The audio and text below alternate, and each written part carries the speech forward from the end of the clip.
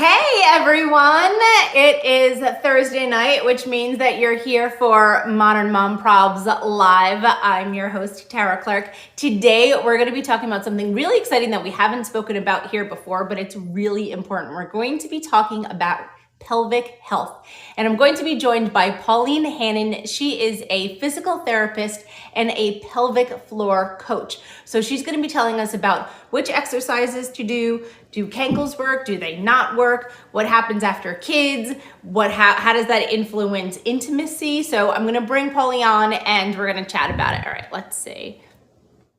I'm going to invite her for video and let's see how it goes.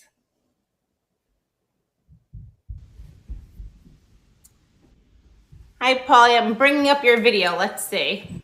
Okay, great. Let's see. If there's a button, I'm not sure if you see it on your side, but I'm inviting you to pop up so that I can see your beautiful face and we can chat together.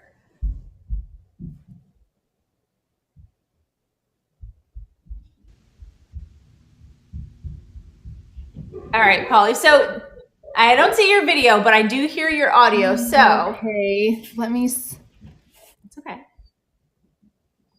Let me click around and see what I can find. I'm clicking. Yeah, I'm inviting you to video, so I don't know if it's popping up there for you. Oh, there it is.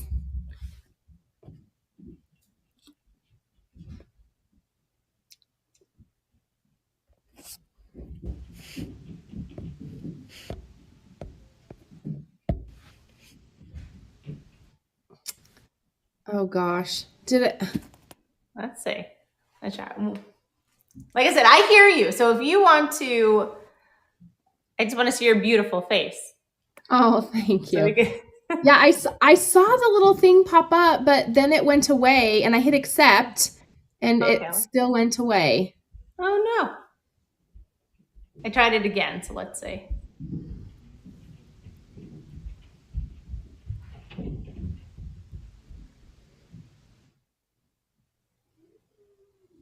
Oh my. Let's see. Hold on. I'm going to remove you and then add you back. Okay, let's see.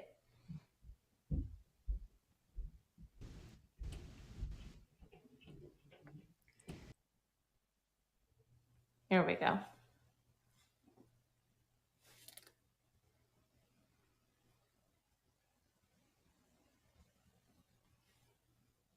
Let's see.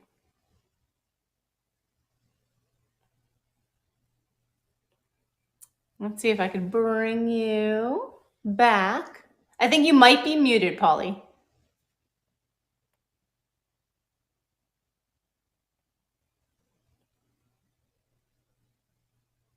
Let's see. Okay, I think, say something real fast, Paul.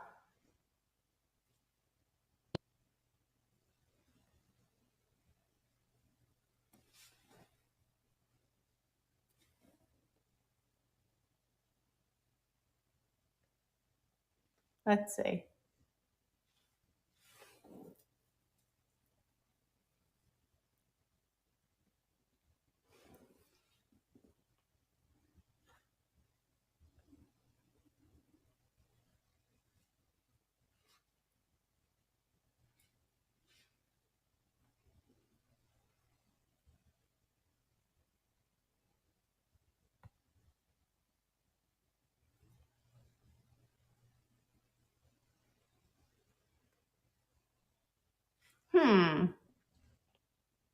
Now, the interesting thing is, it says that your video's on, but I don't see your video.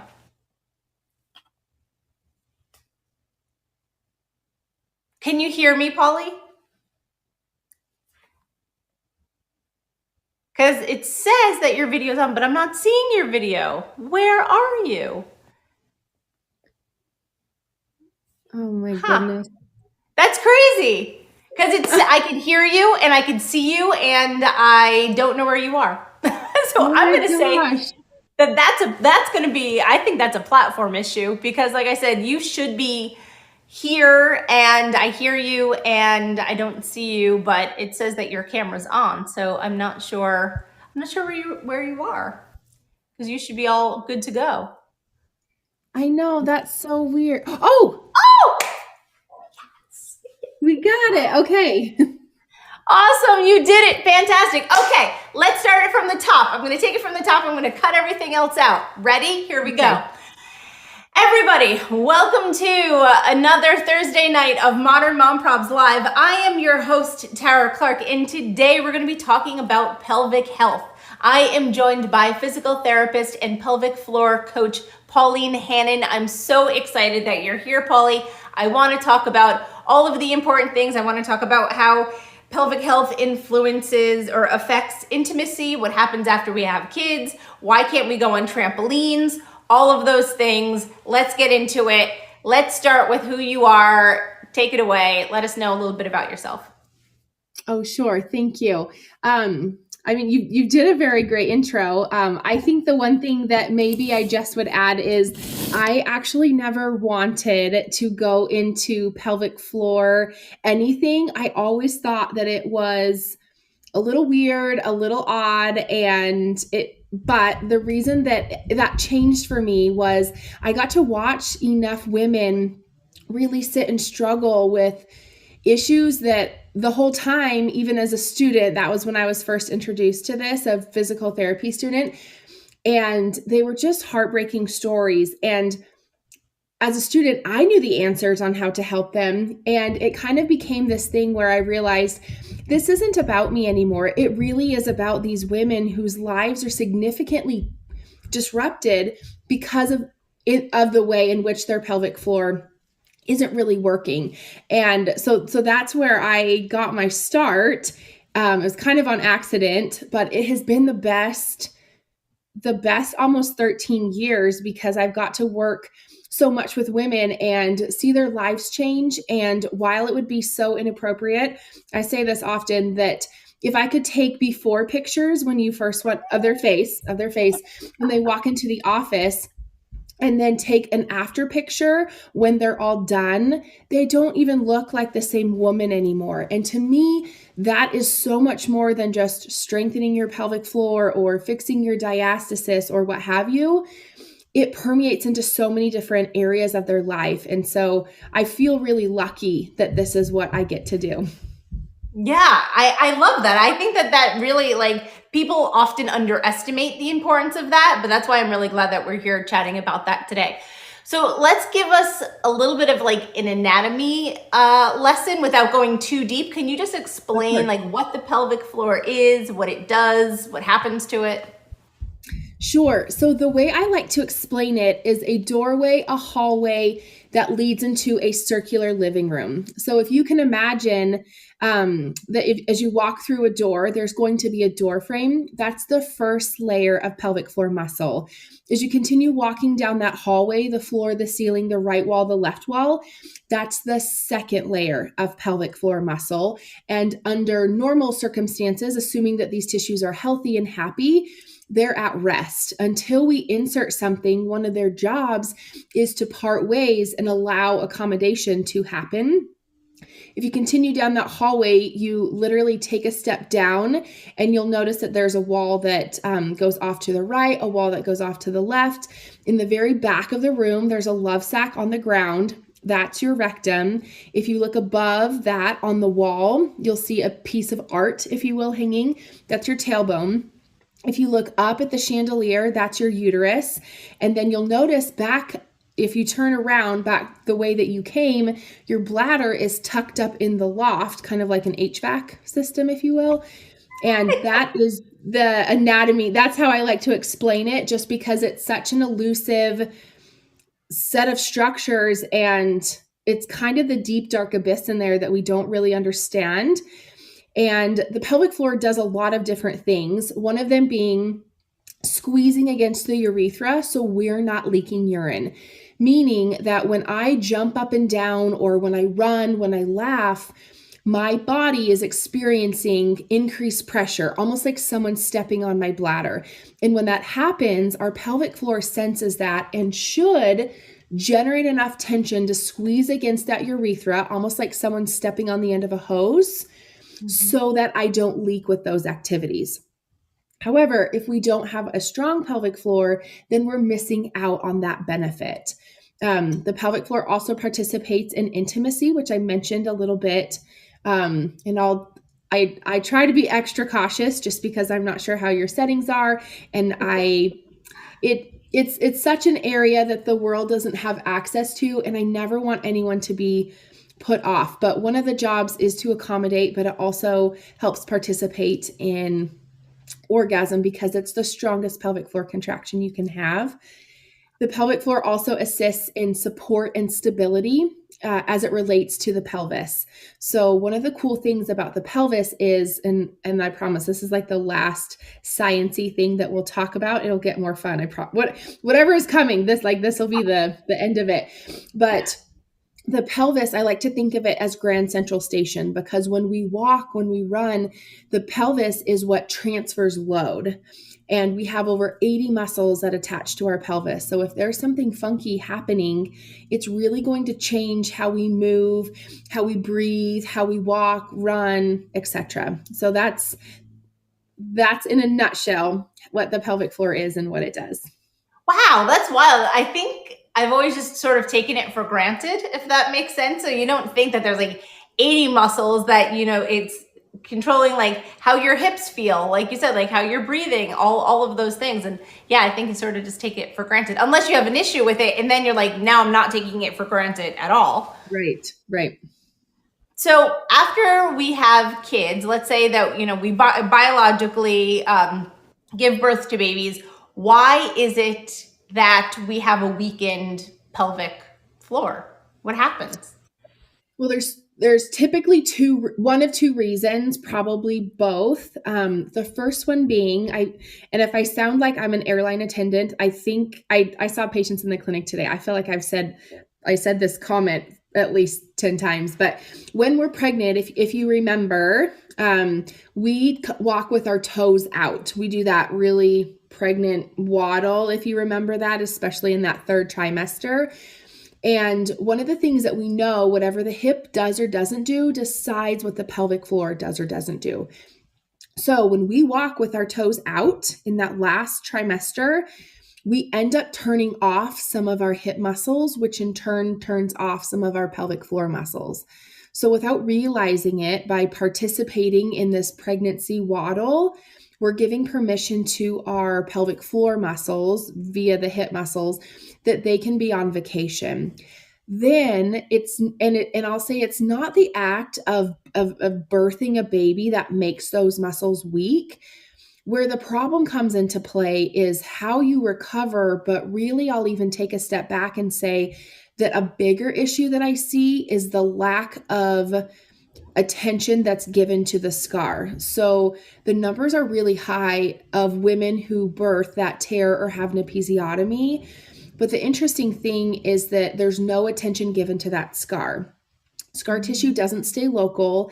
It really can be firm and have like an Elsa, like frozen effect, and really kind of freeze, if you will, some of those layers of that pelvic floor. And so in order to strengthen your pelvic floor, or as you're trying to get back to different activities, your muscles are trying to help you, but if they're frozen and they can't contract and relax and lengthen and really take a load and be taxed in a way that you can break them down to build them up, that's a lot of times where those issues come into play. Wow. I guess I never thought of that before this conversation. I always thought that like our pelvic floors weakened just because of like the weight of the babies. And so that's sort of why I thought it kind of just like went from there. But that's interesting. So our hips are sort of like really inherently tied to our pelvic floor and sort of like the overall health of it, right? Wow, that is wild. All right, I want to talk about this, and I'm totally going to butcher the name of it because every time I say it wrong, every time I say it wrong. It's the, correct me on this one, the not dialysis, the muscles on the bottom there. Diastasis recti, or some people call it diastasis recti. Yes. I want to talk about that because I feel like those are also interrelated, and at least you could pronounce it because it's also what you do for a living. So explain to me, us, like what that is. How can we work on that just to make everything a little bit tighter? Sure. So the first thing I'll say, and while I love the extra attention that this is getting on social media, I also feel like I would be cautious where you're getting some of that information from. And a lot of that is because there's a lot of new research out that gives us a better idea of really what's occurring. But also I feel like there's a lot of fear that surrounds it. Like, oh my gosh, you have diastasis, and then like you just have to get it fixed. You just have to. But the interesting thing is, and yes, I this is my job. I help people get strong. I help women increase their core strength. And I've had patients that have diastasis, which so it's our rectus muscle or our six-pack muscle. So it starts underneath our rib cage and it runs straight down. There's a right one and a left one, and it runs all the way down to the top of our pubic bone. I think it's longer than what people think it is. And what happens is research has shown that or around 38 weeks, we all have diastasis, meaning that those muscles have pulled away, and the level of degree and intensity can be different, but that's what's essentially happened is they've pulled away from their original attachment. And I won't get too scientific because I feel like this is where sometimes I might make you lost in the weeds, and I don't want that to happen. But I think that we just assume that because our muscles have pulled away from each other, that it's a problem. But really the problem comes down to, yes, you can check to see like how wide it is, how deep it is the center soft or is it firm? But really what it comes down to is, are you able to generate enough tension or get those muscles to recruit enough? But also, are you managing your breath and the pressure inside well enough to help create this really strong, functionable core, rather than just assuming, oh yeah, my muscles tore apart, like I guess I have to have surgery, or I'm just going to have that mom pooch for the rest of my life. And that's not really the case. I have a couple other things I could say, but does that answer some of your questions? Do you have any more in response to that? Can you ever get it back again? Does it come back? It depends. And I'll add with that too, is there's a lot of factors that we don't necessarily have control over. So where the baby sits can really dictate if we have a bigger diastasis or a deeper diastasis than maybe before.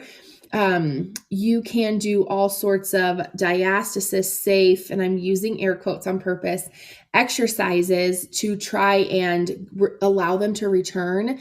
And it's different for everybody. Genetics plays a really big role. How long you were in delivery and, pushing for can change that.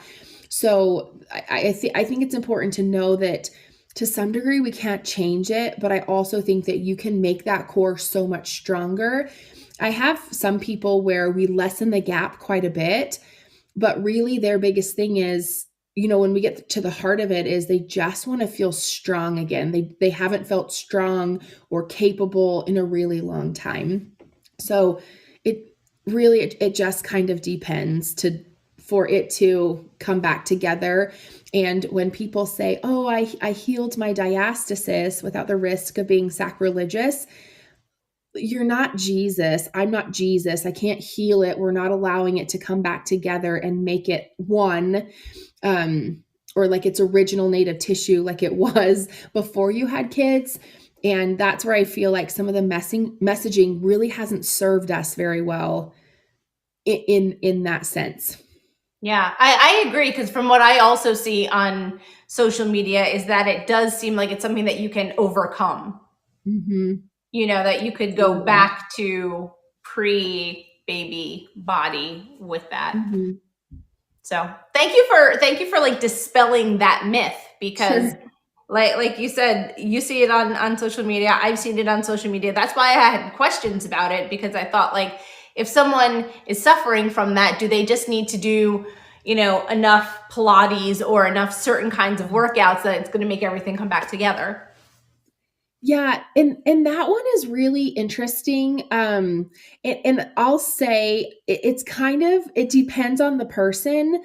So one of the things that I'll actually start, so I always like to make sure that everyone has some takeaway tips so that, if you have questions about this, you can, get going right now or when we get done.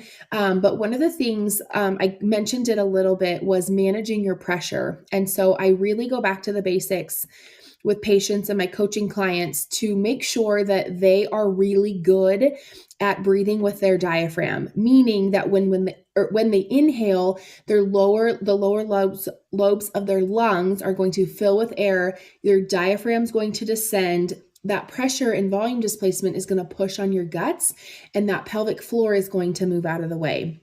And that might seem counterintuitive to people, like, well, wait a minute, if my abs are separated, why would I try to allow my belly to blow up? But that's the part where, again, I think everyone is so convinced that you need to tighten your transverse abdominis and only do transverse abdominis exercises and make sure that you brace and engage and do all of these things. But I would say that's the first step, is to back up and make sure. I call it balloon breathing, not diaphragmatic breathing, because I want that belly to gently blow up with the inhale and then to exhale. And again, it seems counterintuitive, but that pressure, that's how your body worked prior to you having kids. It just got a little disrupted. So you can reestablish that pressure system again. And research has even shown that it can help to lessen that gap. I am very careful to say not close the gap, because it's different for every female, but it will help to lessen some of that. And then as far as specific exercises, I'm not in love with crunches. I am not necessarily in love with planks all the time.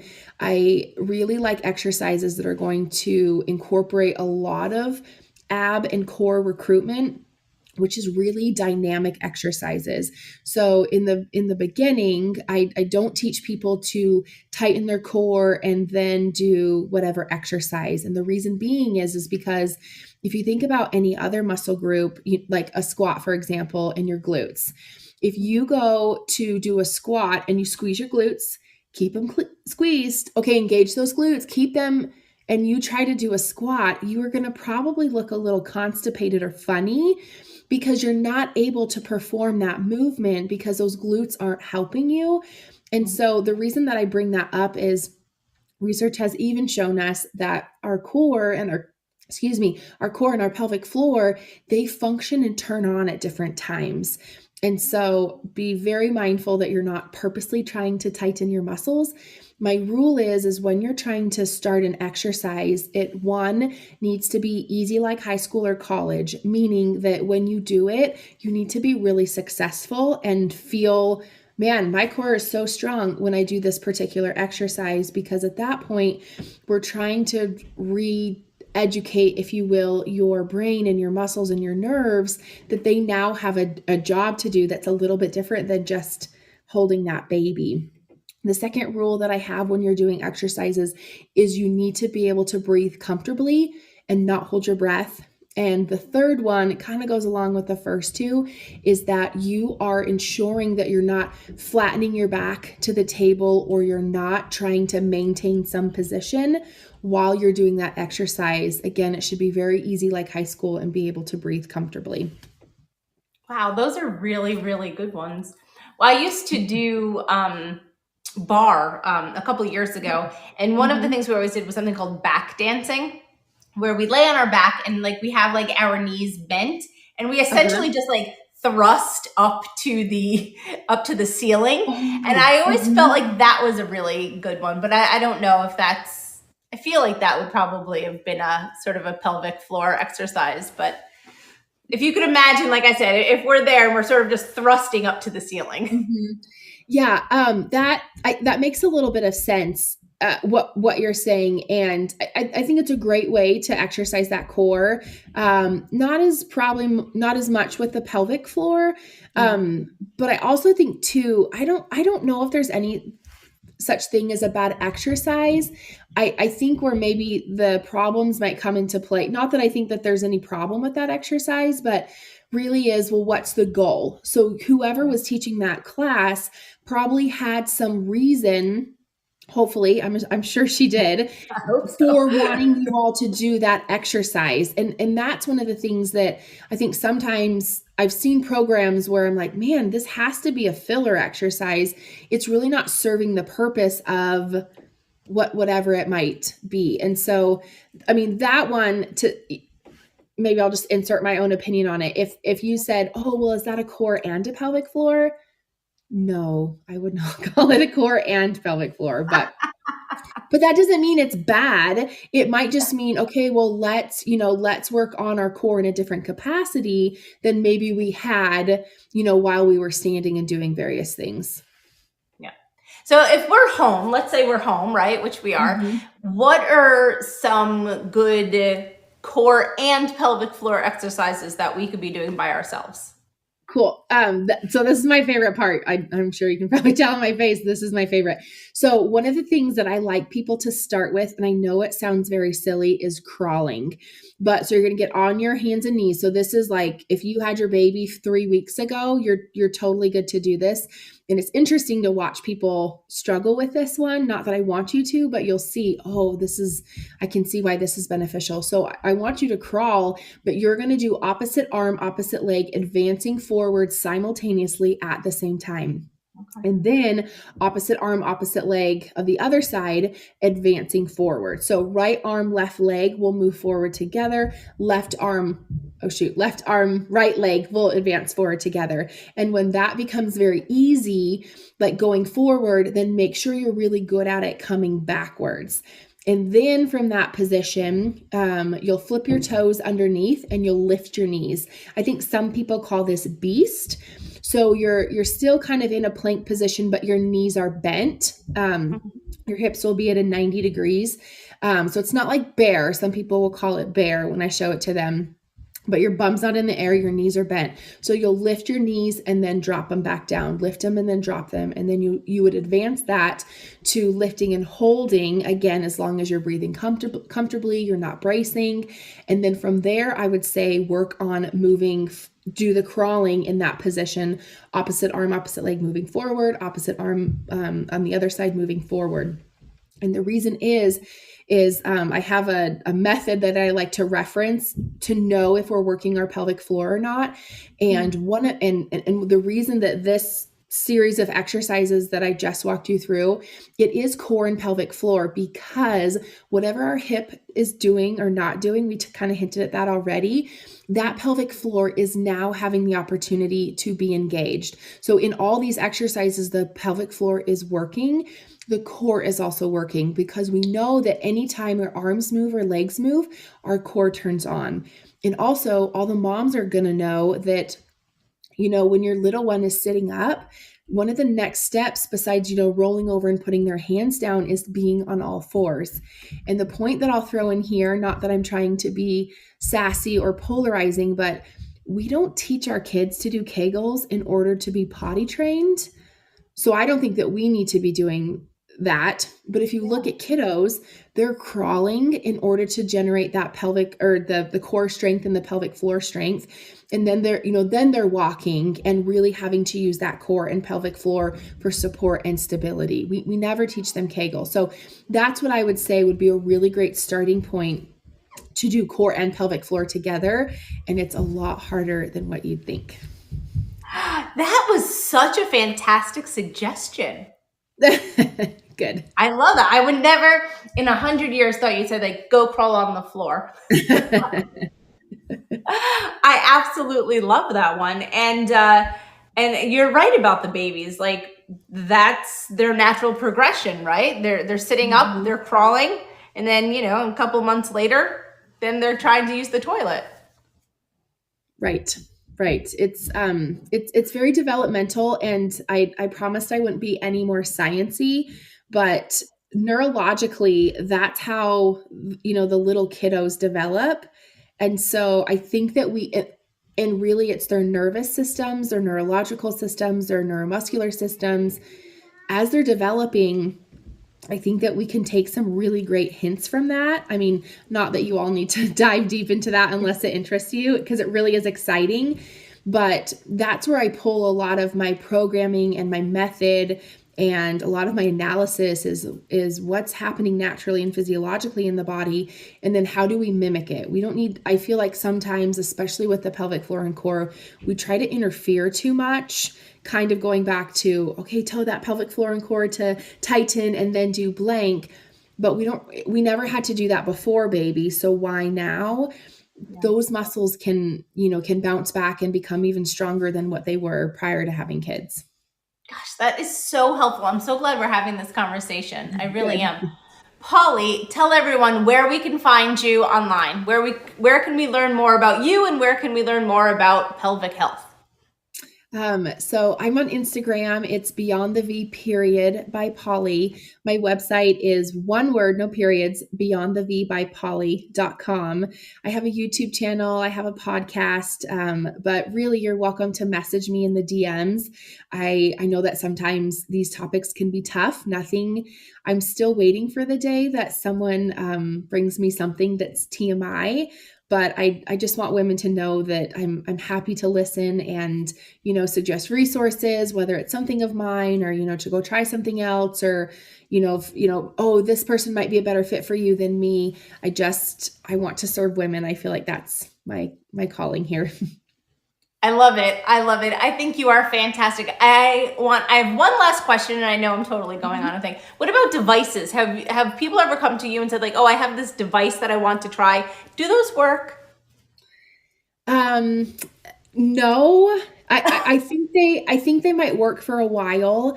And interestingly enough, I was at a course it might even been almost a year ago, and they actually they talked about some of the devices that a lot of the aesthetics, or the med spas, that's the better word. Oh man, what, like the Anovos and like the Emsilla seat and like kind of all of those things.